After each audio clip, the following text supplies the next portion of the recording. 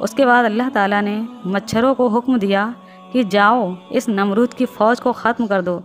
اچانک وہاں بڑے بڑے مچھر آئے اور نمرود کی فوج کے ایک ایک شخص کا خون اور گوشت کھا گئے۔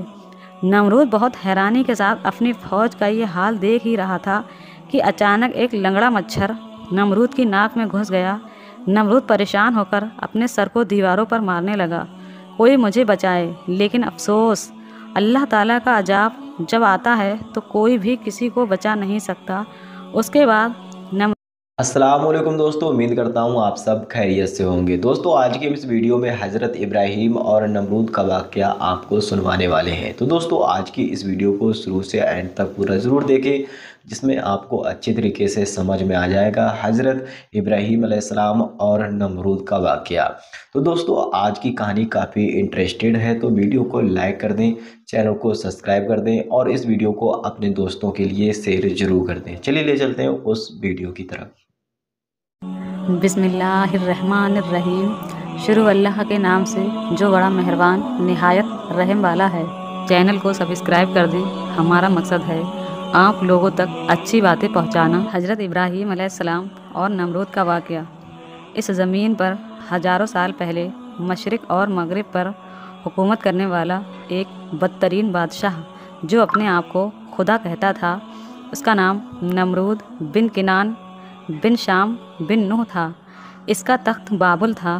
یہ پہلا وہ بادشاہ تھا جس نے سب سے پہلے تاج اپنے سر پر رکھا تاکہ لوگوں کو معلوم ہو کہ ان کا خدا نمرود ہے۔ ایک رات نمرود نے ایک خواب دیکھا کہ ایک تارا آسمان میں اس طرح سے چمک رہا ہے کہ اس کے نزدیک سورج اور چاند کی روشنی بھی پھیکی پڑ گئی ہے۔ جیسے ہی نمرود بیدار ہوا، نیند سے اٹھا تو اس نے محل کے نجومیوں سے خواب کا مطلب پوچھا تو انہوں نے بتایا کہ تمہاری سلطنت میں ایک جوان ایسا آئے گا جو تیرا رعب اور دبدبہ ختم کر دے گا اور تیری اس حکومت کو تباہ کر دے گا۔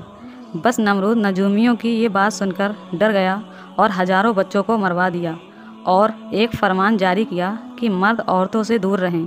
لیکن اللہ تعالیٰ کو کچھ اور ہی منظور تھا اور اللہ تعالیٰ جو چاہیں وہ ہو کر ہی رہتا ہے۔ اللہ تعالیٰ نے اپنے خزانے میں سے اپنے خلیل یعنی اپنے نبی حضرت ابراہیم علیہ السلام کو دنیا میں بھیجا۔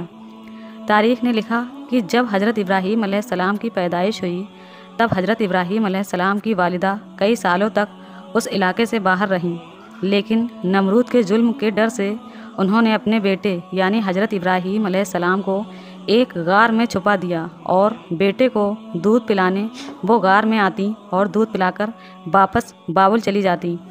تقریباً 7 سال تک آپ کی والدہ اس غار میں چھپ کر اپنے بیٹے کی پرورش کرتی رہیں۔ جب حضرت ابراہیم علیہ السلام زمانہ بلوغیت کی طرف بڑھنے لگے تب حضرت ابراہیم علیہ السلام کے چاچا آزیر نے یہ چاہا کہ ابراہیم علیہ السلام ان کے ساتھ آ کر رہیں اور اپنے چاچا کے کام میں ہاتھ بٹائیں۔ حضرت ابراہیم علیہ السلام جب شہر میں آ کر رہنے لگے تب حضرت ابراہیم علیہ السلام نے دیکھا کہ کوئی سورج کی عبادت کر رہا ہے تو کوئی آگ کو خدا مان رہا ہے اور کوئی بتوں کو اپنا خدا مان رہا ہے تو کوئی نمرود کو خدا کہہ رہا ہے۔ تو حضرت ابراہیم علیہ السلام فرمانے لگے کہ خدا تو وہ ہے جو ہر چیز پر قدرت رکھتا ہے، یہ سورج تو شام ہوتے ہی ڈوب کر غائب ہو جاتا ہے، یہ کیسے خدا ہو سکتا ہے؟ اور یہ آگ تو پانی سے بجھ جاتی ہے، بھلا یہ کیسے خدا ہو سکتی ہے؟ اور یہ نمرود ہماری طرح سو جاتا ہے، بیمار ہو جاتا ہے، یہ خدا کیسے ہو سکتا ہے؟ یہ بت جن کو ہم نے ہی اپنے ہاتھوں سے بنایا، یہ بھلا کیسے خدا ہو سکتا ہے؟ ایک بار جب سب لوگ میلے میں چلے گئے تو حضرت ابراہیم علیہ السلام نے اپنی کلہاڑی سے سارے بتوں کو توڑ دیا اور کلہاڑی کو وہاں بنے بڑے بت کے کندھے پر رکھ دیا۔ لوگ جب میلے سے واپس آئے تو انہوں نے دیکھا کہ سارے بت ٹوٹے ہوئے ہیں۔ سب نے اس بات کو مان لیا کہ یہ کام حضرت ابراہیم علیہ السلام کا ہے۔ حضرت ابراہیم علیہ السلام نے اس پر کہا کہ دیکھو، پوچھو کہ شاید اس بڑے بت نے ہی ان سب کو توڑا ہو۔ سب حیرت سے ابراہیم علیہ السلام سے کہنے لگے کہ یہ پتلا بھلا کیسے توڑ سکتا ہے؟ اس کے بعد حضرت ابراہیم علیہ السلام فرمانے لگے کہ میں بھی تو یہی کہنا چاہتا ہوں کہ جب یہ بت کسی کو توڑ نہیں سکتا تو پھر یہ ہمارا خدا کیسے ہو سکتا ہے؟ اس کے بعد نمرود آگ ببولا ہو گیا اور اس نے یہ حکم دے دیا کہ ایک بڑی آگ جلائی جائے اور ابراہیم علیہ السلام کو اس طرح سے اس آگ میں جلایا جائے کہ لوگ اس سے ایک سبق حاصل کر لیں۔ 2 سالوں تک لکڑیوں کو جمع کیا گیا اور ایک بہت بڑی آگ جلائی گئی تو فرشتوں نے اللہ تعالیٰ کی بارگاہ میں ایک فریاد کی، اے اللہ ہمیں حکم دے کہ ہم تیرے خلیل کو بچا سکیں۔ تو اللہ تعالیٰ نے فرشتوں سے کہا، جاؤ دیکھو اگر ابراہیم تم سے مدد چاہے تو ضرور اس کی مدد کرنا۔ ہر ایک فرشتہ حضرت ابراہیم علیہ السلام کے پاس آ کر کہنے لگا کہ اے اللہ کے نبی ابراہیم، آپ حکم کریں کہ ہم آپ کی مدد کریں۔ تو حضرت ابراہیم علیہ السلام نے فرشتوں سے کہا، اے فرشتوں، میرا دوست میری مدد کرے گا، میرا اللہ خود میری حفاظت کرے گا۔ اس کے بعد جیسے ہی نمرود نے لوگوں کو حکم دیا کہ اللہ کے نبی حضرت ابراہیم علیہ السلام کو آگ میں ڈال دیا جائے، اور جیسے ہی حضرت ابراہیم علیہ السلام کو آگ کے اندر ڈالا گیا اور آپ آگ کے درمیان پہنچنے ہی والے تھے کہ اللہ تعالیٰ نے آگ کو حکم دیا کہ اے آگ میرے ابراہیم پر ٹھنڈی ہو جا۔ جیسے ہی اللہ تعالیٰ نے آگ کو حکم دیا کہ اے آگ تو میرے ابراہیم پر ٹھنڈی ہو جا، تو وہ آگ حضرت ابراہیم علیہ السلام کے لیے گلزار بن گئی، اور حضرت ابراہیم علیہ السلام مطمئن ہو کر اس آگ کے اندر اللہ کا شکر ادا کر رہے ہیں۔ یہ سب دیکھ کر نمرود کی فوج حیران اور پریشان ہو گئی اور نمرود سے کہنے لگی کہ اے نمرود، ہمارے خداؤں سے زیادہ طاقتور تو ابراہیم کا خدا ہے، آگ تو اس کا کچھ بھی نہیں کر پائی۔ نمرود نے کہا، اچھا ایسا ہے۔ اس کے بعد حضرت ابراہیم علیہ السلام کو بلا کر نمرود ان سے کہنے لگا، جاؤ اپنے خدا کو کہہ دو کہ کل وہ اپنی فوج تیار کرے اور میں بھی اپنی فوج تیار کرتا ہوں، کل مقابلہ روبرو ہوگا۔ نمرود جو پوری دنیا پر حکومت کرتا تھا، اس وقت زمین کا سب سے بڑا بادشاہ تھا۔ اس نے اپنی فوج کو تیار کیا اور ایک اونچی عمارت پر نمرود کھڑے ہو کر کہنے لگا کہ کوئی ہے مجھ سے طاقتور تو میرے سامنے آئے اور میرا مقابلہ کرے۔ اس کے بعد اللہ تعالیٰ نے مچھروں کو حکم دیا کہ جاؤ اس نمرود کی فوج کو ختم کر دو۔ اچانک وہاں بڑے بڑے مچھر آئے اور نمرود کی فوج کے ایک ایک شخص کا خون اور گوشت کھا گئے۔ نمرود بہت حیرانی کے ساتھ اپنی فوج کا یہ حال دیکھ ہی رہا تھا کہ اچانک ایک لنگڑا مچھر نمرود کی ناک میں گھس گیا۔ نمرود پریشان ہو کر اپنے سر کو دیواروں پر مارنے لگا، کوئی مجھے بچائے، لیکن افسوس، اللہ تعالیٰ کا عذاب جب آتا ہے تو کوئی بھی کسی کو بچا نہیں سکتا۔ اس کے بعد نمرود بھاگتا ہوا اپنے محل میں آیا اور بے چین ہونے لگا اور اپنے خادموں سے کہنے لگا کہ تم سب لوگ اپنی جوتوں کو اتار کر میرے سر پر مارو۔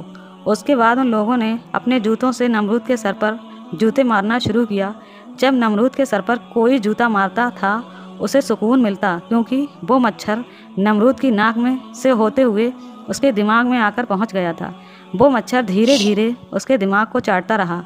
دوستو، تاریخ نے لکھا کہ وہ بدترین بادشاہ جو اپنے آپ کو خدا کہلوا کر اللہ کے بندوں کو گمراہ کرتا تھا، اب وہی بندے اپنے جوتیوں سے نمرود کا سر پیٹتے تھے، اور ایسے ہی تڑپ تڑپ کر نمرود مر گیا اور اس کی پوری سلطنت نیست و نابود ہو گئی۔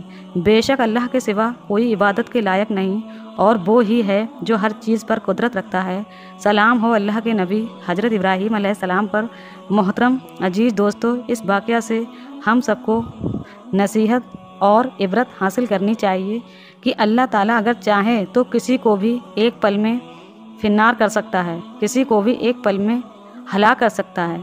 دوستو، اللہ تعالیٰ ہر چیز پر قدرت رکھنے والا ہے۔ اس واقعہ میں ہمیں سبق ملتا ہے کہ نمرود جو مشرق اور مغرب پر حکومت کرتا تھا، جو اپنے آپ کو خدا ہونے کا دعویٰ کرتا تھا، جس کو اپنی طاقت، اپنی دولت اور اپنی شہرت پر بہت گھمنڈ تھا، اسے ایک لنگڑے مچھر نے ہلاک کر دیا۔